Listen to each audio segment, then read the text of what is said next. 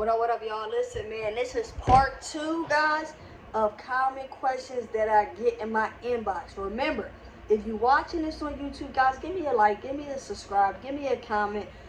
If I'm answering common questions, frequently questions that you may have had, if you have new questions, guys, put them down below.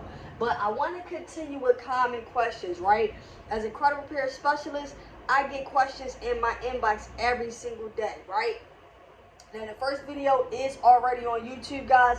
So we're going to begin. I stopped at question number 4. Question number 5 is, how do I build business credit? Now, I have a video specifically on my page, guys. You can look up how to build business credit. But what I will say is this is the first and the simplest answer. Before you can build any business credit, before you can get any credit in your name, guys, you must have an official registered business.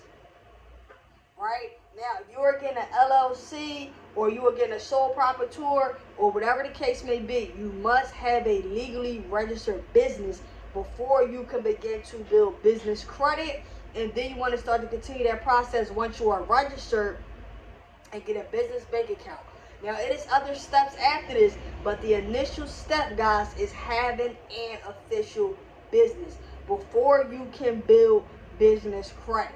And if your personal credit is not where you need it to be or where you want it to be, work on your personal side and then go to your business side, all right? Now, question number 6. I do not understand my credit reports. Now, a lot of times when I get a question like this is when results come back, different information come back, and there's a lot of words, there's a lot of different numbers, and the person is saying, I do not understand my credit reports, which is a very fair question. So the first thing I'll say about not understanding your credit reports is, what is it that you do not understand? If you're looking at a particular account, do you not understand how the account is reporting? If you're looking at an account status, do you not understand what that status means? So break down exactly what it is that you do not understand about reading your credit reports, right? Is it the data? Is it the account being reported?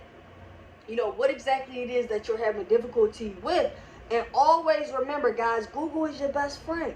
Use Google. Go on Google. If you see a word, let's say charge off. Hey, I don't know what charge off is. Okay, let me go on Google real quick, look up the term charge off, and then I'm going to go back to my credit report, right? Or charge off as it pertains to credit, and they're going to give you an answer. So always remember to use Google. Always remember to just kind of thoroughly take your time. Do not rush through your credit reports, especially if you are not used to looking at them, right?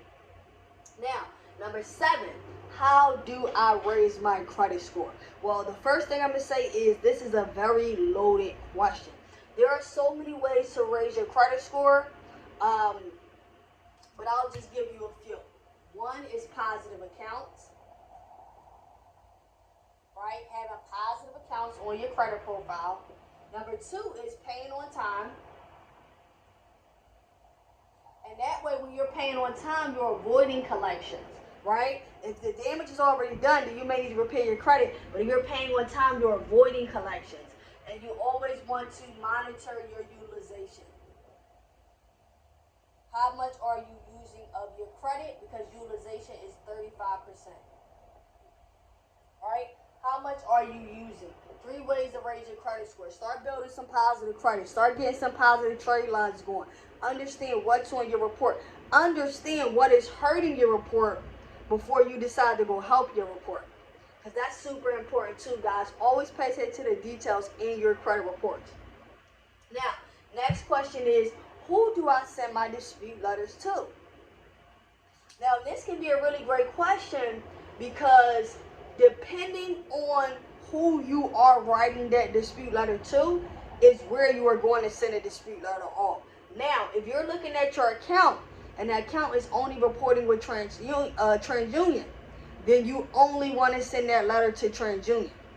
If you want to dispute directly with a collector because you already disputed with the credit bureaus, you want to send that information directly to the furnisher. And if you have a copy of your credit reports, typically underneath that account is the furnisher address, and you will be able to contact that furnisher and be able to get that information to dispute directly with the collector, man. I hope these questions was able to help you, and I'm going to see y'all next time. Peace.